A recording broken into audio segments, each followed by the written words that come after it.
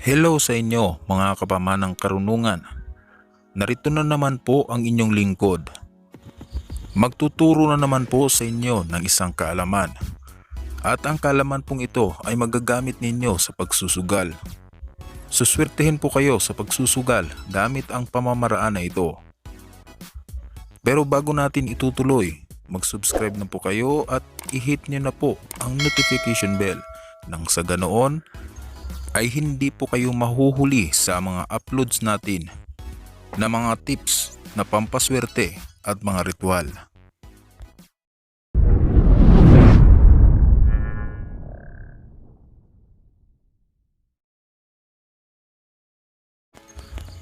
Sa episode pong ito mga kapamanang karunungan ay ibabahagi ko po sa inyo ang isang pamamaraan upang swertehin po kayo sa inyong pagsusugal.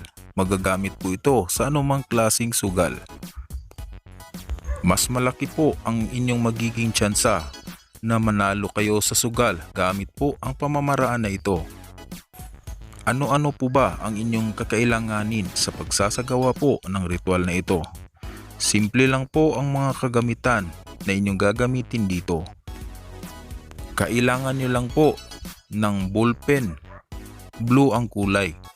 Kailangan nyo din po ng kaunting cotton at kailangan nyo din po ng dahon ng laurel. At maghanda din po kayo ng maliit na pangtali na kulay puti. Maaari na po ang sinulid. Narito po ang pamamaraan. Dapat po ninyo itong gawin sa araw ng Biyernes. Sa alas 12 po ng tanghali gagawin ang pamamaraan na ito at isang beses lang po itong gagawin ang pampaswerte pong ito sa inyong pagsusugal. Sundin po ninyo ang tamang oras sa pagsasagawa ng pamamaraan na ito nang sa ganoon po ay magiging mabisang-mabisa po ito sa inyo. At pinapaalala ko lang po sa inyo na dapat po buo ang inyong paniniwala kung gagawin man ang pamamaraan na ito.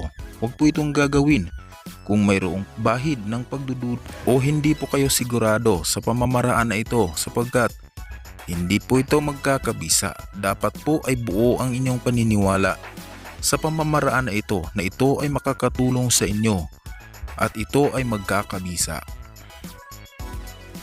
Sundin nyo lang ang aking mga itinuturo sa inyo at talagang ito'y inyong mapapabisa. Huwag pong ipaalam sa iba na ito'y iyong ginagawa sapagkat mawawalan po ito ng bisa. Lalong-lalo na po ito po ay pampaswerte sa pagsusugal. Dapat po walang makakaalam nito, walang makakakita nito na ikaw ay gumagawa ng ganitong pampaswerte. Mga kapamanang karunungan, narito na po ang pagsasagawa. Una po ay ayusin nyo po ang cotton tulad ng nasa larawan. Pagkatapos po ay kunin po ang inyong blue na ballpen at kunin din ang isang dahon ng laurel.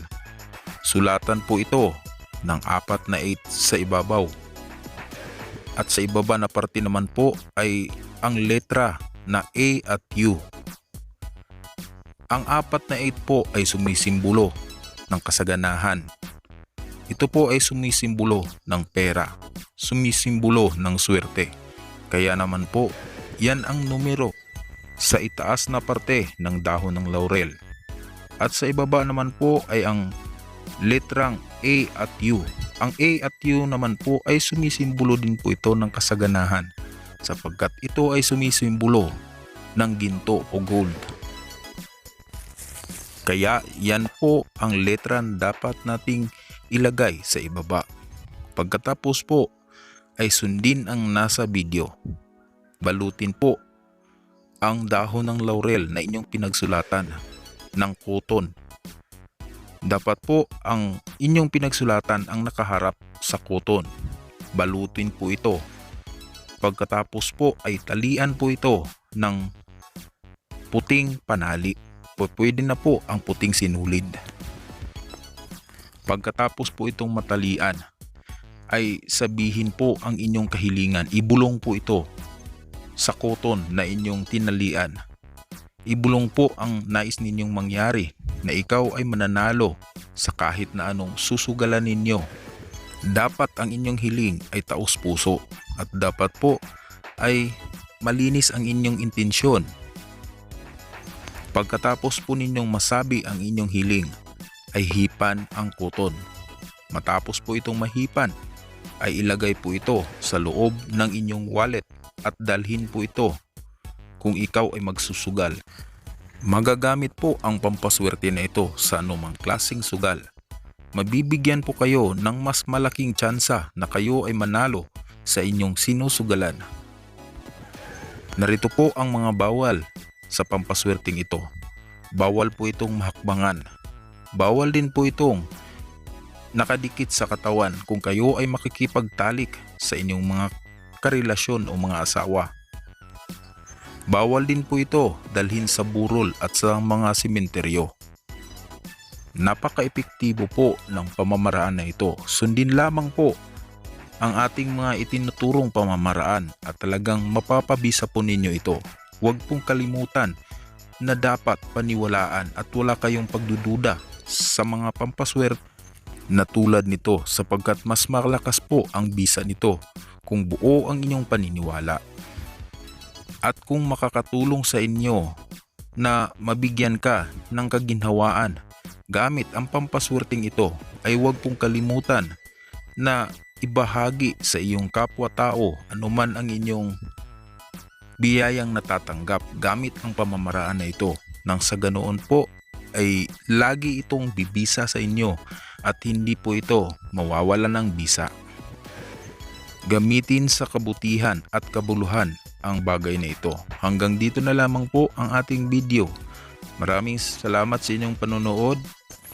Paki-share ng bidyong ito mga kapamanang karunungan.